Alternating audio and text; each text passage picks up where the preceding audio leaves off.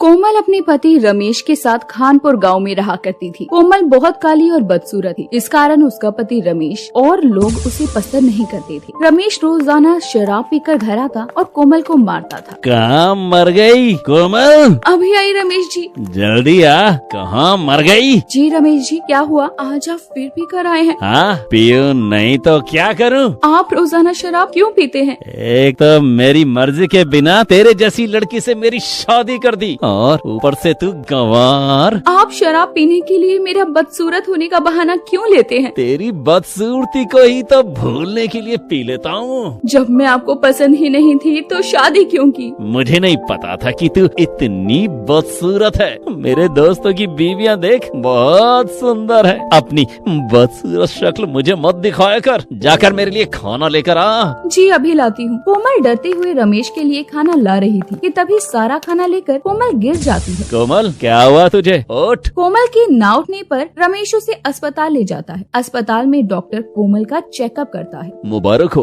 आप पापा बनने वाले हैं। ये क्या कह रहे हो डॉक्टर? मैं सच कह रहा हूँ, आप पापा बनने वाले हो। रमेश हैरान रह जाता है और सोचने लगता है, कोमल इतनी बदसूरत है तो जो बच्चा इसके पेट में है वो भी बदसूरत ही होगा। रमेश सोच ही रहा था कि तभी डॉक्टर उससे कहते हैं, क्या सोच रहे हो रमेश जी? कुछ नहीं डॉक्टर साहब, आपको मैंने इतनी बड़ी खुशखबरी दी, आप खुश नहीं लग रहे हो? नहीं, ऐसी कोई बात नहीं है, मैं बहुत खुश हूँ। रमेश जी, मुझे आपको कुछ और भी बताना है।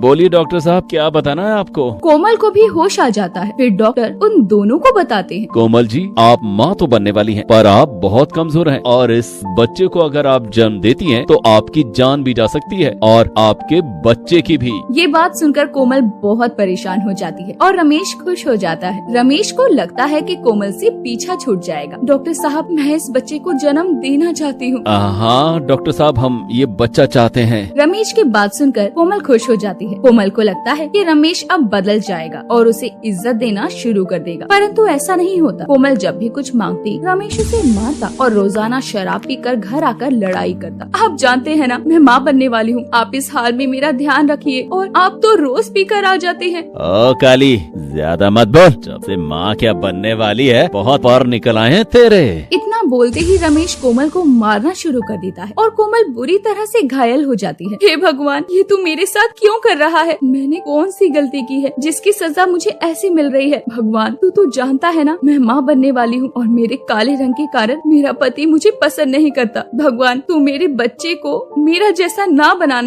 तभी आसमान से एक आवाज आती है, बेटी कोमल, ये तेरा इम्तिहान था जिसमें तू पास हो गई है और तेरा रंग काला जरूर है, पर तू दिल की बहुत धनी है। तू चिंता मत कर, तेरा बच्चा सबसे अनोखा होगा। जब तेरा बच्चा 18 साल का होगा तो उसके मामूली बाल सोने के बाल में बदल जाएंगे। ये आशीर्वाद है तुझे। ऐसा बोलते ही वो आवाज आनी बंद हो जाती है। कोमल को लगता है जैसे उसने कोई सपना देखा। फिर कोमल एक प्यारी सी बच्ची को जन्म देती है, जो कि दिखने में बहुत मासूम और प्यारी थी, परंतु वो होती ही कोमल जैसी है। उसका दिल तो साफ था, पर उसका रंग काला था। उसे जन्म देते ही कोमल का देहांत हो जाता है। आपकी बेटी हुई है, माफ करिएगा, हम आपकी पत्नी को नहीं बचा सके। क्या मेरी पत्नी मर गई और उसने एक लड़की को जन्म दिया है? हाँ। ये बात सुनकर रमेश परेशान हो जाता है और सोचता है, खुद तो वो कहीं चली गई और मुझ पर एक बोझ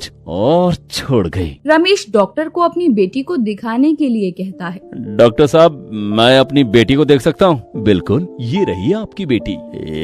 मेरी बेटी नहीं हो सकती। रमेश जी, होश में आओ, यही आपकी बेटी है। रमेश अपनी बेटी को भी पसंद नहीं करता था, जिसका नाम ईशा था। ईशा अपनी माँ कोमल जैसी काली थी और कोमल के देहांत के बाद रमेश शराब छोड़ देता है और दूसरी शादी कर लेता है। रमेश की दूसरी पत्नी का नाम रानी था। रमेश जी, आपके घर में ये काली बच्ची कौन है? रानी, तुम परेशान मत हो, ये मेरी पहली पत्नी की बेटी ईशा है। जो तुम कहोगी ईशा वही करेगी। ये काली क्यों है? इसे देखकर तो मुझे डर लग रहा है। तुम डरो मत, ईशा बहुत समझदार है, वो तुम्हें परेशान नहीं करेगी। आओ, तुम मेरे साथ कमरे में चलकर आराम कर लो। रमेश रानी को वहाँ से ले जाता है और एक कोने में खड़ी मासूम ईशा रो रही थी। तभी कमरे में आवाज आती है, ईशा बेटा पानी लेकर आना।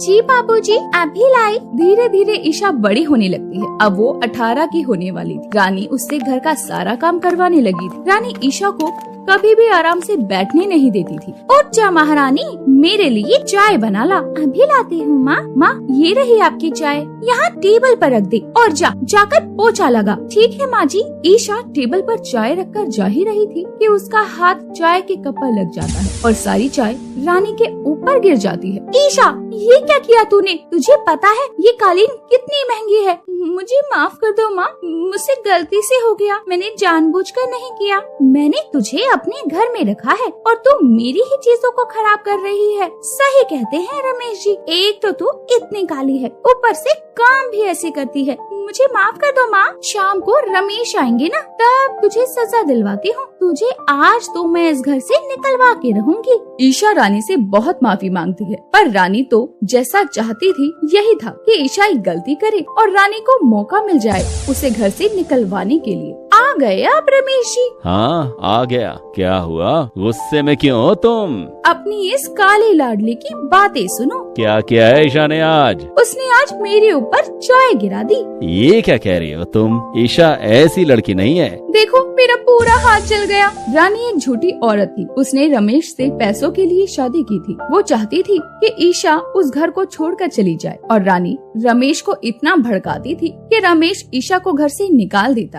रमेश जी, आज ही इस काली सी लड़की को घर से निकाल दीजिए, वरना मैं जा रही हूँ अपने घर। ये क्या कह रही हो रानी? तुम उस काली की वजह से मुझे छोड़कर जाओगी? हाँ, मैं चली जाऊंगी। बस काली लड़की के चक्कर में मेरी सारी सहेलियां मेरा मजाक उड़ाती हैं। आप उसे घर से निकालते हैं या मैं जाऊं? रमेश गुस्से में आ जाता है और ईशा को घर से निकाल देता है। ईशा बहुत रोती है और घर से निकल जाती है। चलते चलते गांव के बाहर पहुंचती है। रात भी काफी हो चुकी थी। उसे एक झोपड़ी दिखती है जिसमें वो आराम करने की सोचती है। यहाँ तो कोई घर नहीं है, ये एक झोपड़ी है। इस झोपड़ी में ही आज रात को रुक जाती हूँ। उस झोपड़ी में जाकर ईशा बैठी थी। थकी होने के कारण ईशा वहाँ सो जाती है और उसे एक सपना आता है जिसमें उसकी माँ कोमल उसे दिखाई देती है। कैसी हो बेटी ईशा? माँ, आप हो? आप मुझे छोड़कर क्यों चली गई माँ? बेटा, इस दुनिया में मेरा इतना ही समय था। आपको पता है माँ, आज मेरे साथ बाबूजी ने क्या किया? मुझे सब पता है बेटा, अब मेरी बात ध्यान से सुनो। कोमल ईशा को सपने में एक आशीर्वाद के बारे में सब बता देती है और एक जादू होता है जिससे ईशा के बाल सोने के हो जाते हैं। ईशा को लगता है जैसे कि वो कोई सपना देख रही हो। ये कैसा सपना था जो एकदम सच लग रहा था? ईशा को अपने जादू की सोने के बालों के बारे में कुछ पता नहीं था और वो झोपड़ी से निकलकर दूसरे गांव की तरफ चलने लगती है। तभी उसे एक नदी दिखती है। वो अपना मुंह धोने के लिए उस नदी के पास जाती है तो उसे नदी में अपना प्रतिबिंब दिखता है जिसे देखकर वो चौंक जाती है। उसके बाल सोने के हो चुके थे और उन सोने के बालों के साथ वो सुंदर हो जाती है। ये क्या, मैं इतनी सुंदर और मेरे बाल तो सोने के?